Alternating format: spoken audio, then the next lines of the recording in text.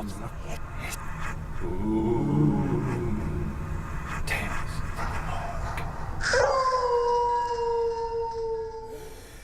a newsroom, the collection of old notes and stories is called a morgue. And as the nights grow long and the natural world withdraws for winter, we are reanimating some of the unsettling stories from our own morgue. Krister was really feeling it when he wrote this script. Yeah. In 2016, our Kitty Bavoso took a trip to Brunswick to explore the rumored ghosts of Bowdoin's campus.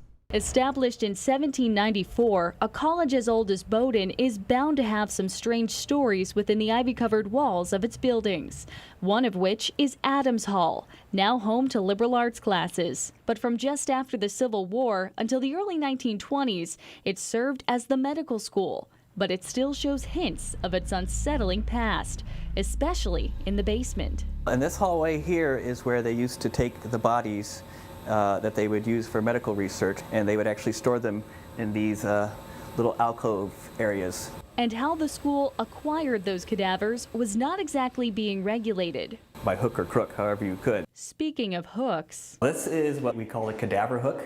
it was used to transport those bodies in the basement from floor to floor. They had a pulley hooked up to it, and they hoisted up the cadavers and then slid them over here to the dissection rooms. That was the last stop for many of these specimens brought to Adams Hall.